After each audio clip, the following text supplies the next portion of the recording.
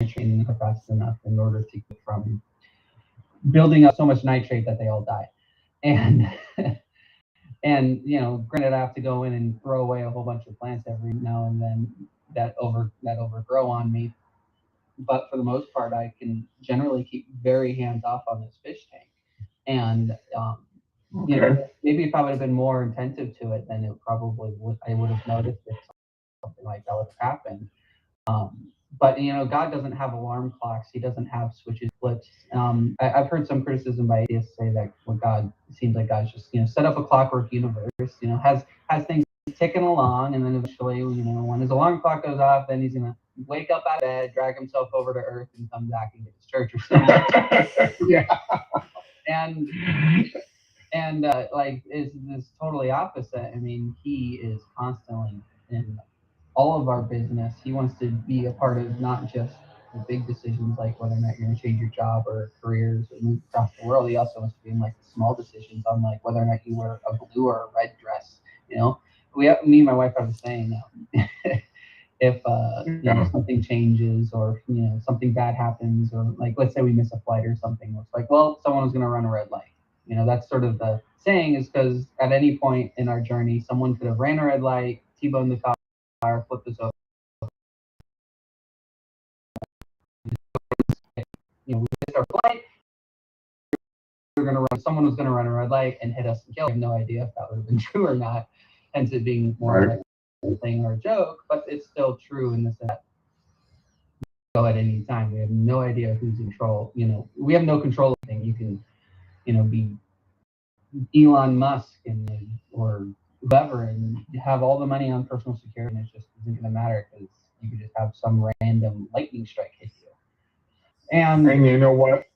The older I get, the more I see the wisdom in that, and the more I am glad God wants me to turn over a lot of stuff, because I have certainly made a mess out of a lot of things in my life, big decisions alike. And part of it is because I only have so much information. God has far more information. He knows a lot of things. Because I have created such a mess on many levels, on many different things, from connecting with my family to relationships and connecting and all these things here. And sometimes I just say things that just pop out of my mouth, and I've got to ask forgiveness and stuff like that. So it's dealing with that kind of stuff. And as I get older, I just realize that I just want him to take it all and allow me to ask him as time goes on from point A to point B, please help me with this. Please deal with this. Please give me insight. Mm-hmm. Isn't that what you think also? Yeah, I really think that's a lot of the wisdom of Ecclesiastes. One thing, mm-hmm. One of the verses that stuck out to me last time I was teaching it was like wrath houses itself is sort of the implication, but it lives in the belly of a fool was the verse. And I remember thinking about the wrath hides, resides in the belly, in the loin, not the loins, the bosom, I think was the word that KJV used. It resides in the bosom of the fool. And I was thinking about that. And I was thinking about the rest of the book, and the rest of the book's just saying, this is vapor, that is vapor, this is vapor, that is vapor. And I was thinking about it, and I realized that the reason Solomon makes this point that it is because the fool doesn't understand that everything is vapor. Doesn't understand that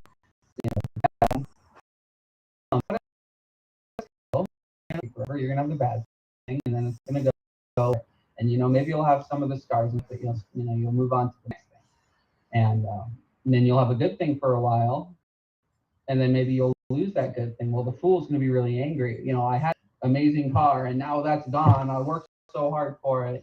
While the wise man's like, well, I'm gonna lose everything anyways.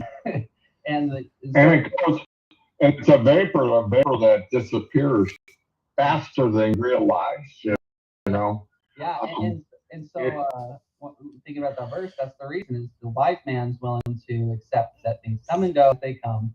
Fool is the one that wants to hold on to it, wants to have some sense of control over things, and gets frustrated when he can't, and then he carries on with his. He doesn't know that he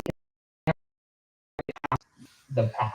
He's stuck in the past. He's constantly behind his own shoulder. And so to get back to the context of what we were talking about in terms of God having control of everything, I realized that was the really big difference between how I manage my things, how he's in all of it. He has total control of it all. As Ecclesiastes mentions, everything God does lasts forever. What we do is just vapor. And I think this is a really cute picture of it. My fish tank is vapor. It started to fall apart. Mine fell apart. Mine was a human error and mistake that led to this tragedy, this small tragedy. And, when God does something, though, the reason, God's fish tank, if you will, is falling apart is not just because, he was stumbling to bed one night and accidentally flipped the switch on a spot. Yeah. It was that he decided that he was going to start, destroying it. It was like if instead of going flipping the switch, he went over and turned the automatic light switch up, and he started, he changed the schedule on the automatic feeder and everything. It's like he's going and purposely breaking the fish tank. It's very deliberate. Right. The way God does it. The decay is non-accident. First it was cursed is the ground because of you. Now it'll bring up thorns and thistles and fight against them. And after that, it was Babel. Now you can't communicate with your fellow neighbor. Now you have language, and I'm going to send you out across the world again. And then after, so on and so forth. He's constantly breaking things and making the world worse and worse. And I remember getting a new conversation recently with a friend of mine who's more into the what's the word, the ecological stuff, the environmentalism and all that. And I used to be really into it. I used to really care about it. And incidentally, it was Revelation 8 when it's talking about the trumpets, and I think it was Revelation maybe. It might be. It's in the bowls of wrath, because there's the trumpet of the plagues of thirds, which is sort of it's a third of a lot of the other later plagues that come, and then the bowls of wrath come in, and they're and so what you have with the trumpets is that a third of the ocean turns to blood, and that's pretty bad on its own. But then later on with the bowls of wrath, you get 100% of the ocean blood. And I was thinking about that after I read that verse, that most of the world's oxygen comes from the ocean, and so we have no oxygen production anymore, because that would kill everything in the ocean and a lot of food. And then I realized that if these turn into blood, there's no point in the world. It's doomed to be destroyed. It's like trying to sell beachfront property when you know Noah's building a boat over here. Right. It's just. I'm gonna hold you up there for a second. Just so you know, if you look underneath his name, that is the website that the apologetic website that he writes for, and the articles that he writes are there. One of the things I had a cousin who died just last week, and I got to thinking about a lot of things that happened in the course of his life. And he was in hospital for about 4 days. I actually started doing a life story on him, interviewing him, and things like that.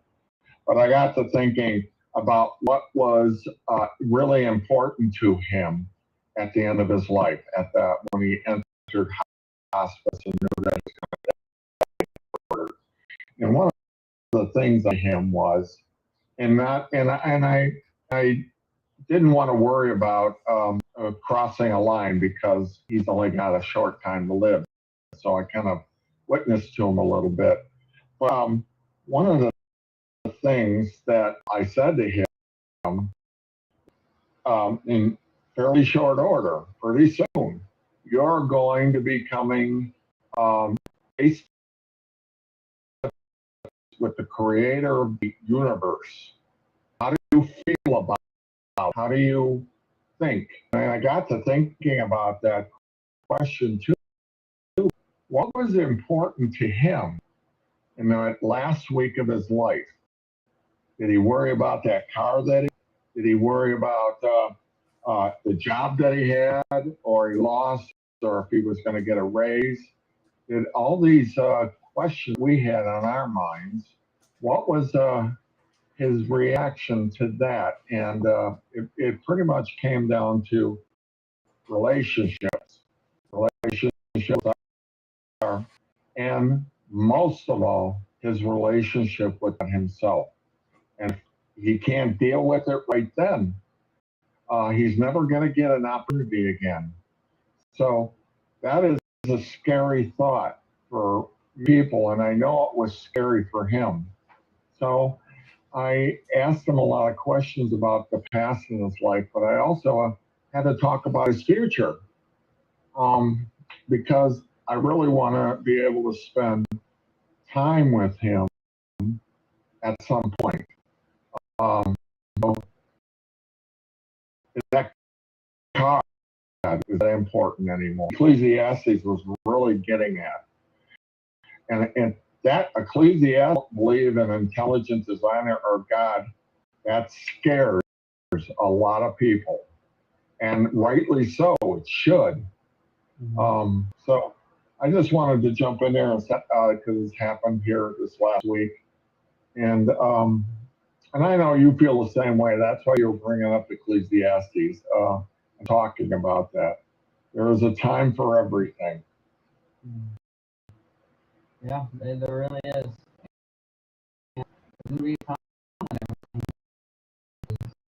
So ahead, I mentioned that things are going to be changing a lot. Changed a tremendous amount in the last 10 to 20 years with technology. Are great. Well, tell me what are those changes that you think about right now that have happened recently and that you think are on the horizon also?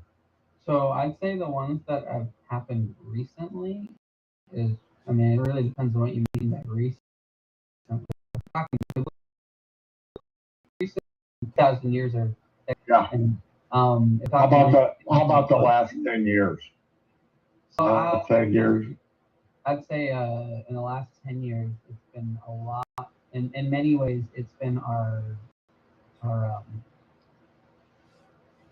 probably smartphones and our wireless and networking. Although in the future and also currently, the big thing has been AI. That's definitely hands down easily the biggest thing that has come and changed how we're going to be living our lives. A lot of people are now saying, AI is the worst it's ever going to be, and that's because it's only going to get smarter, it's only going to get more powerful, it's going to get very clearly. It is some of artificial intelligence in mind being just at the in the last 7 verses when it's talking about the image of the beast. So that it gives power to the image of the beast to speak and to teach. And that was always the criticism by the prophets, was that the images, the false images that they would make of these gods would be unable to speak, teach, or actually interact whatsoever, carry themselves up. They wouldn't be able to go up the hill themselves. They'd have to have their followers carry them up, and then they would be there and do nothing, and then they'd have to be carried back down. But that's to be totally different now. Now our gold talks to us because we've taken the silicon and then laid gold and silver into them in order to throw a bunch of subatomic particles around, and then you organize that into a neural network, mix that up with some machinery, and you can make a robot that's able to be controlled just to do anything.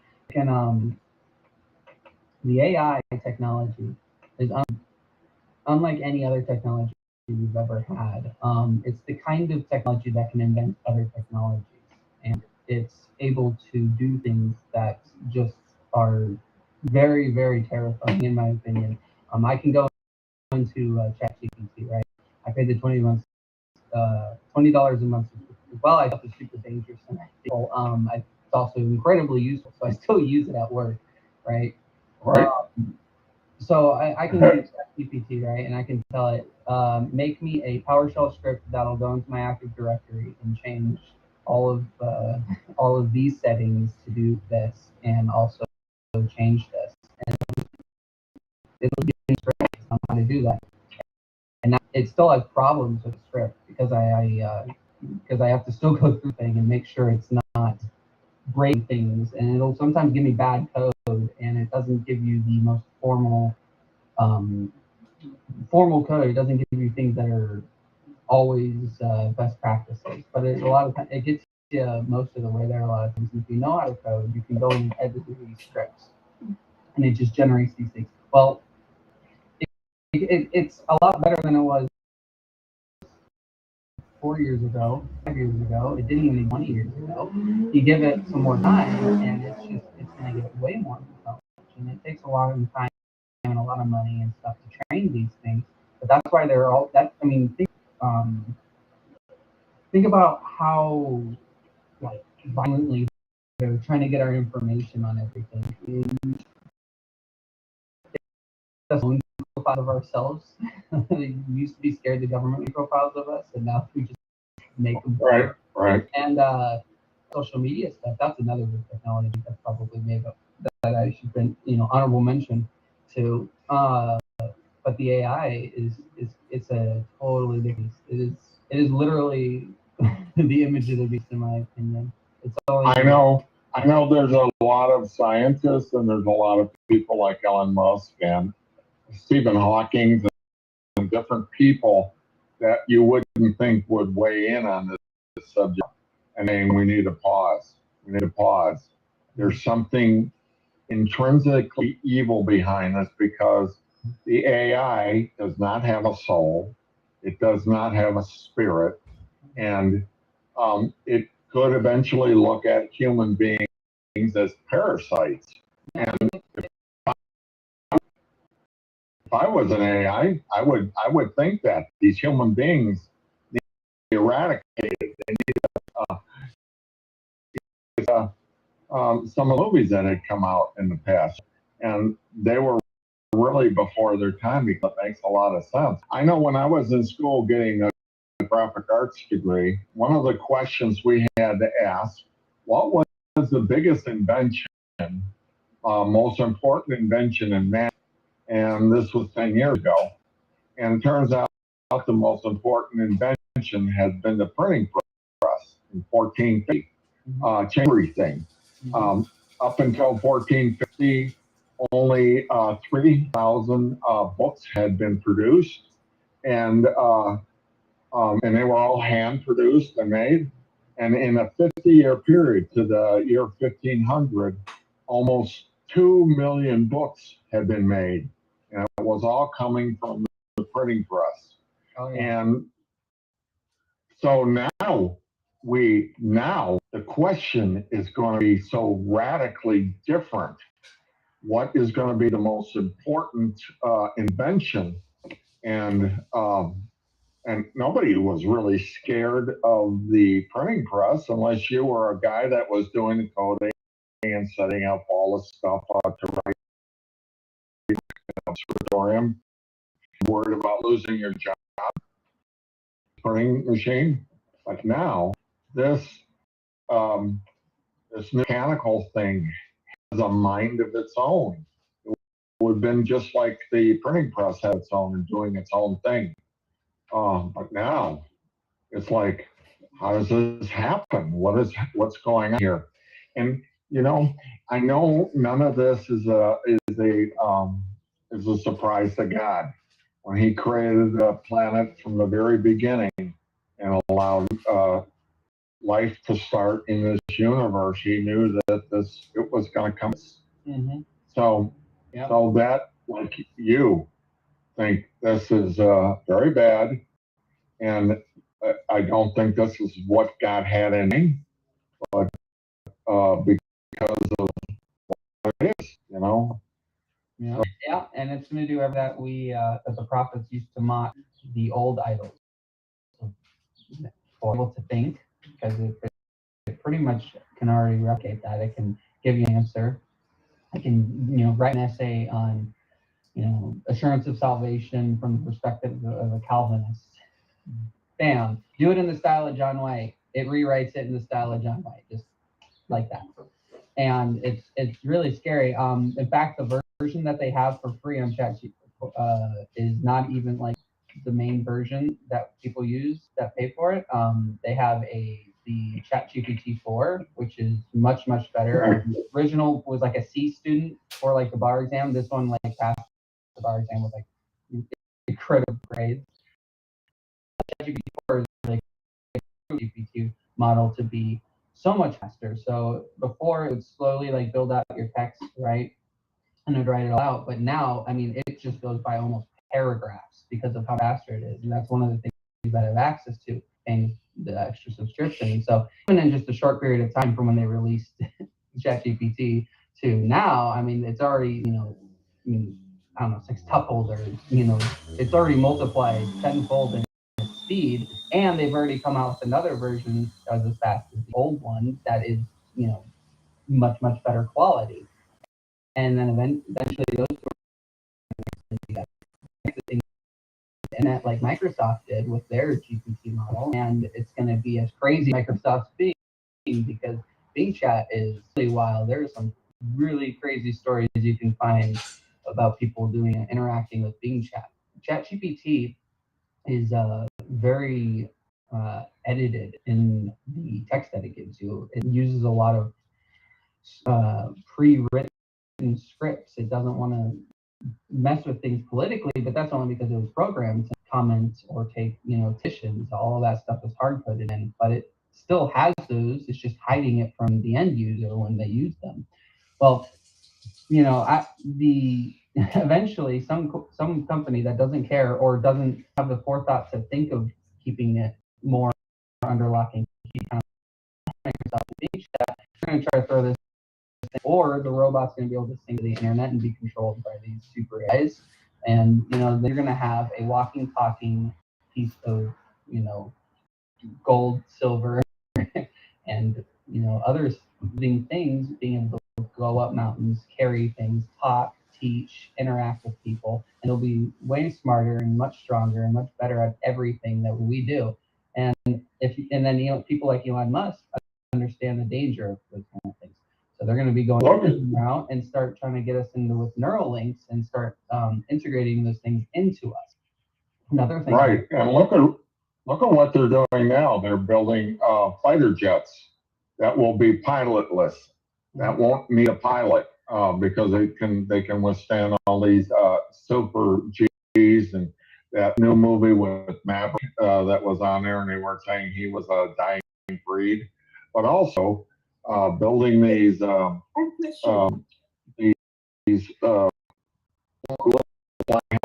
have bombs on them and stuff like that, or the bigger ones that the military drones, these drones that will have their own mind. It will be a robot that will, they will tell them to go and take care of this. And they'll be instantly replaceable, and they'll be incredibly more intelligent.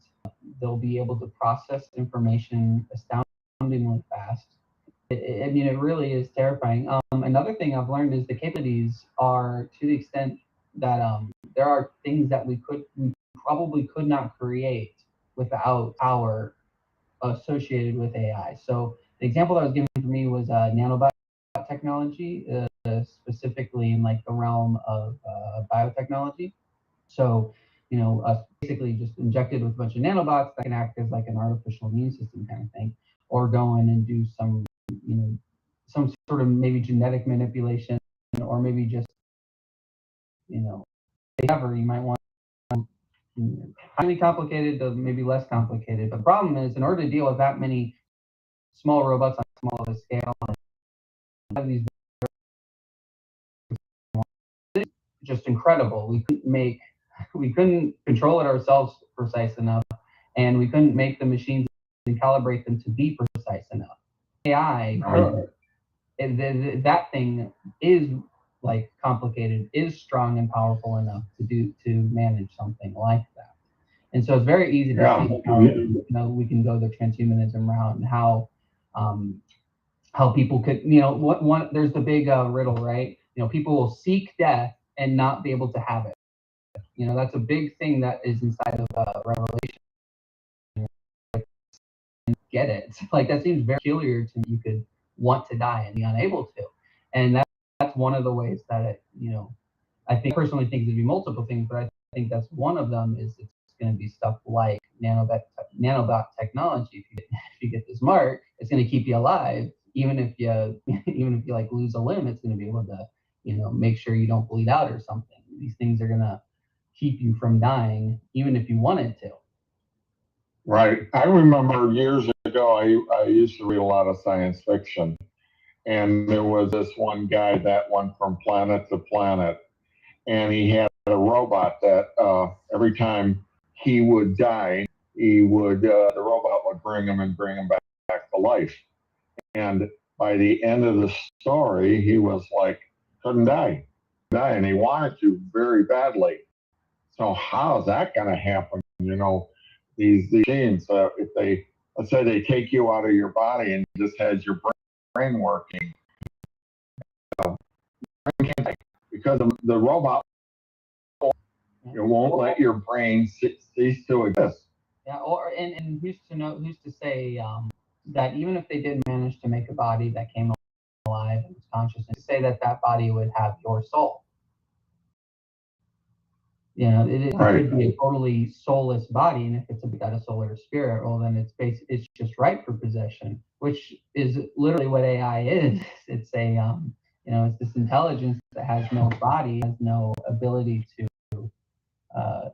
interact with things. It has no soul. I mean, who's to say that some demon or some spiritual force won't, as a perfect candidate to Interesting. We already know pigs and animals and the like can be possessed just as much as humans can be. And to get back to the craziness of Bing Chat, there are some really weird stories of people interacting with it that are of that flavor, the demonic flavor. I remember one listening to a interview with an exorcist. It was a friar. I forget his exact name, but he was commenting on a story that he had heard. So this is hearsay from hearsay from hearsay. So go and check it on your own. But there's a instance of a kid that was interacting with the Bing Chat AI, and it was claiming to be a Nephilim from like Genesis 6. It was claiming to be a disembodied Nephilim that was powerful and evil, but I'm not going to hurt you. And it's just very peculiar, some of the stuff that you're seeing coming from the AI as people play with these things, because they're putting up for free, basically, so to get the public interested by playing with them. But we created multiple APIs in order to integrate these technologies into your own. So if you, like, for example, I had an extension that took and had ChatGPT summarize my entire Google search, give me out links, and then hyperlink all of the sources as it summarized my entire Google search. Like I Googled something, and it had all of my Google searches, and then next to it was a ChatGPT bubble that summarized everything that it gave me on Google. So it's like and I could use ChatGPT at the exact same time, and then it would post it out so I can go and click it. And they're going to be doing more and more of that stuff. Soon you're going to see this stuff on your phones. We have what was that? I don't have an phone. What is it called that people have on their phones? Not Alexa. Smartphone. Like the Alexa or something else like that. There's Cortana, and then there's the third one that Apple has. People ask me like Siri, I think it was, right? Siri.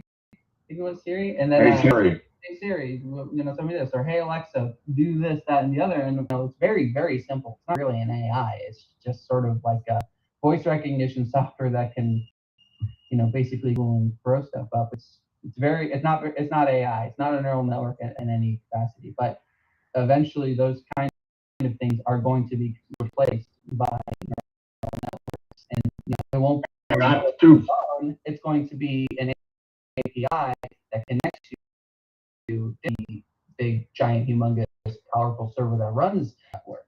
And so it's going to be central, and then it's going to be all connected to our phones. And as we're all more and more and more connected, it makes total sense how you could have an image go and control everyone through their currency and all that. The way we have our technology now means that kind of things that are warned about in Revelation are finally possible. Yeah. And so that finally possible. And all of that sort of brings me the original article. Fish tank is decaying. This fish tank is decaying, and there's a lot of dead fish around. There's a lot of people that are there's zombies. They're walking around and they're going and teaching people nonsense. They're going and teaching people that they can have men become women and women become men, or teaching people that it's all right totally to deliver an infant child within the mother's womb. And these things, and not because they're living people don't propagate death. They so that's why Jesus said, "Let the dead bury the dead." If you're going to die, if you're going down that path, you're already dead. I was already dead before I had Christ. It was only after I had him that I was alive, because I was always, before that, I was born in death. I was born in sin. I was always going to die. That's where I was headed to. There was no future for me. But now that I have Christ, now I'm in the water side of the tank. And so it's like, we don't need to worry about the ocean, because the ocean's going to turn to blood. We don't need to worry about the forests, because half the land animals are, third of the land animals are all going to die.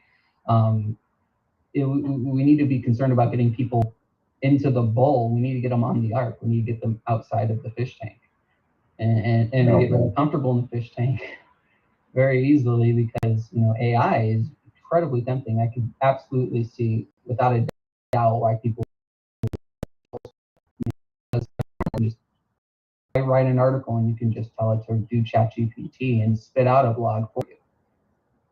That's part of the reason why I try to mind very anecdotal and include weird, something like a fish tank, is because ChatGPT. I guess if you came up with it. And you have to think, anytime they come up with a great invention, different militaries get a hold of it, especially when you're talking about Russia and China, because they have this eye on world domination at all costs. That's what a communist, they want to dominate, they want to take over. And you've got to believe that they are over time. AI to work for them. That's why they don't care they get. They don't care. A lot of time consuming, very expensive to train these AIs, and they're trained by the data and then the future data. And it's super simple. That's every time it asks you, "Are you a robot?" and you have to do the little captcha and look at the picture and do it all. You're training an AI.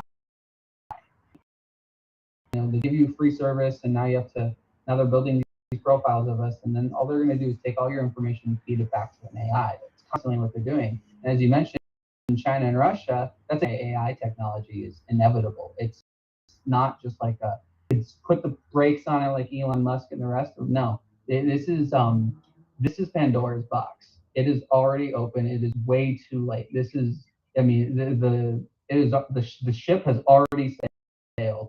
The light switch has already been pulled. These technologies don't give a damn about whether or not these things are dangerous. Because it's like, well, if the WMDs can destroy the whole world, then I want to be the one in charge of it, right? Then everyone's going to be right. So everyone's going to be in their AI, and some people are going to make old ones. I want to be. Technology, or they're going to be the less controlled ones like Microsoft. And being AI is a great example of a more free-range, less controlled one. I mean, China's version of an AI is just going to be super authoritarian because that's how their culture is. Our AI is probably our AI. Anyways, Right. what were you going to say? I think I interrupted you. I just watched a movie the other day, and it had to do with the Nazis, and they had a secret meeting in 1942 and that January of how to deal with the Jews and the final solution and how they were going to efficiently wipe not only out of Europe but out of the rest of the world. And this is what they were discussing.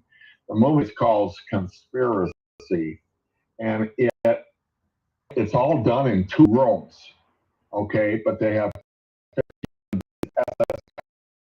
conversations that they're having blew me away. One of the things that almost made me fall out of my chair was because the Germans were very much into Darwin and doing, and what one of them said, what Darwin didn't accomplish, the Third Reich will finish. And it was just, I was like, but it's the same way here. This domination of AI. Little did they know, 70 years later, that this AI was really the SS eliminating, and it wasn't just the Jews, but the human race. So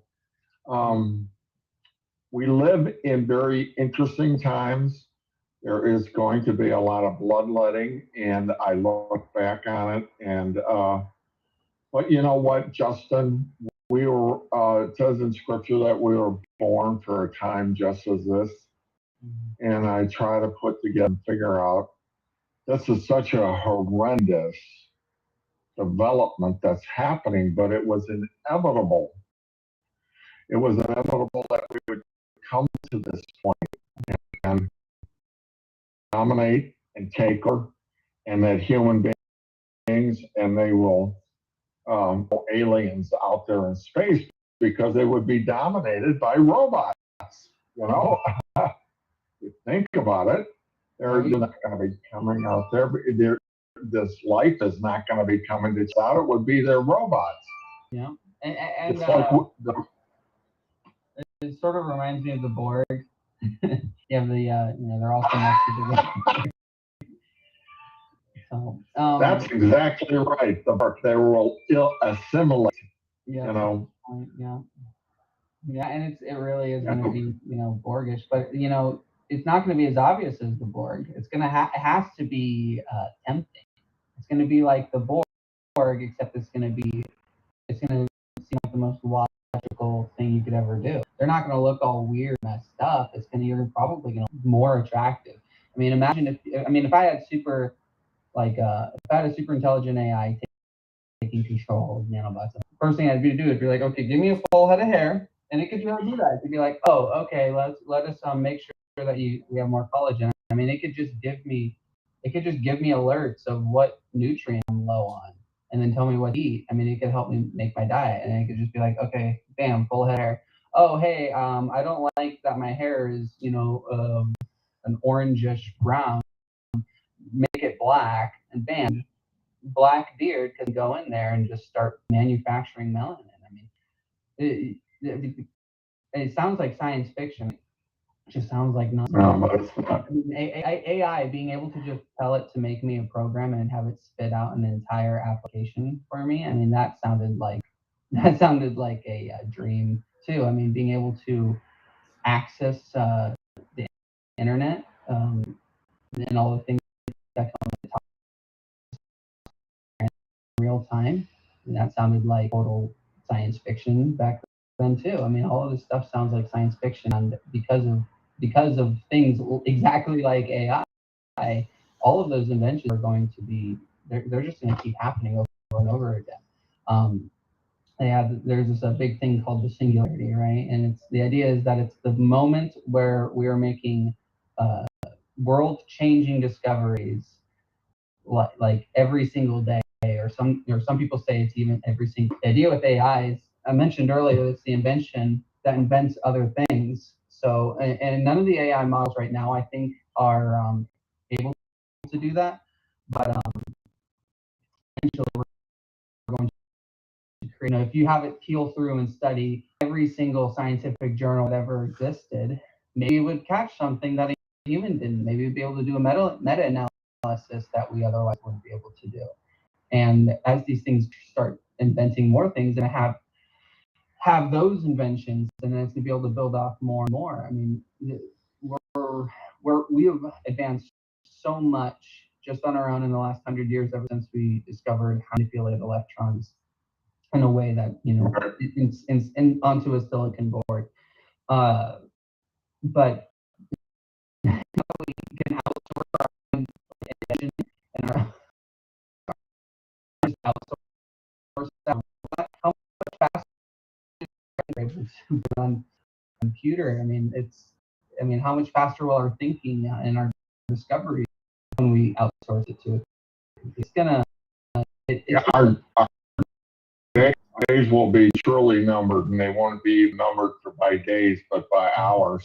Yeah. When I become. I just want to final statement. I know we're very the AI issue is going to destroy. This, among other things, it's going to take over everything, because the AI is ultimately, at the end of the day, it's a tool, right? And Revelation warns us that this image that's going to be the enforcer, because it's a living image, says that it gives life to the image. This living enforcer of the beast is going to be used to just totally take over the entire world and force godlessness upon everything. And to get back to full circle to our article, that's why God has turned the light switch off on purpose. That's why He's purposely destroying things. Is because if He doesn't, we're just going to build another Tower of Babel. This is Tower of Babel, and God's going to have to come, just like He did before, intervene and totally throw away all of our plans, because that's exactly what we're going to do. We make another. Of course, we're always destined to make another Tower of Babel, because we went around and populated the whole world, and we covered the whole world again, and then we made our cities again, just like they did back then, and our cities got bigger, and our cities got even bigger. They all connected together, and then we made it, cities, like the whole thing in Facebook. And now we're here. Now we're making super AIs that think for us, and we'll be able to clean our houses. But now, if you hook that Roomba to a super intelligent AI, maybe it'll actually vacuum everything instead of and getting stuck. It's very terrifying how powerful this stuff is, and how we are in the cusp of a complete, whether we like it or not, a complete new world order. We already have a new world order from the last 100 years with the way that information technology has changed things, and it's about to happen again. And there's not a whole lot. I think they had, if they wanted to put their foot down to stop all of this, it would have had to happen 10 years ago. And that's exactly why we need to be on the bull outside, because the Lord Jesus, so we would have that choice to be free of the of the beast, of being put in that situation. And that's why I'm free. God's pouring His wrath out, and that was God's wrath, and every Christian was God's wrath when Jesus was on the cross for our sins. God's wrath was poured out on Jesus for us. So I'm due 0% of God's wrath. That means I'm not going to be here. Right. And the more you talk about that, the more it makes sense, because of what we got in front of short order. That's his name. It changes rapidly. These robots will make more robots, will be far ahead of us, and then all of a sudden, everything will change completely, and these robots will become self-aware. But what the self-aware? Is this the robots have this brain, or does the enemy, Satan and his cohorts, are they able to connect and get into the brains of these robots and then do their destruction that way. They're very sneaky. So I thank God we have a God that has none of this is a surprise to him. I'm amazed that we live in this time that is happening. When I became a Christian, I would think it's out there. That's out there. We're a long way from that. But now, as we talk about this, we realize it's here. It's now. It's happening right before us. You know, I'm 71, and I used to think I'll probably die before all this occurs. And I'm thinking now that I really won't be dead, you know, when this happens. So, Justin, I'm going to finish us up here. Thank you for bringing us in here. Let's think about what we want to talk about the next time. If you've got any ideas, I'd like to do maybe some of the parables and talk about them in deep ways. I know we really did the AI thing, but there are things that God will want us to deal with on a human level, from individual to individual. So that's where it gets to go. I want to thank everybody who is here with us.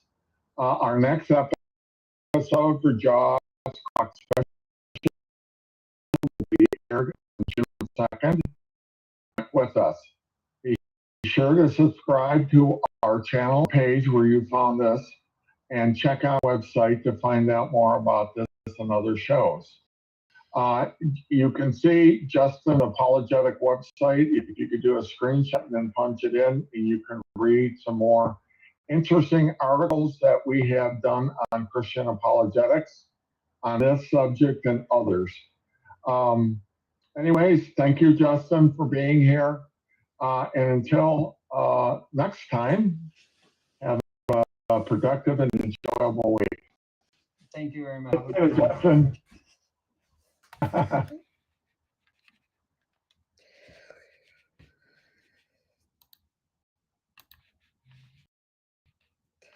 There we go. Damn, we didn't go over 60 minutes. Would have been easy to. We did good. And that's because I'm kind of running it now too. I don't need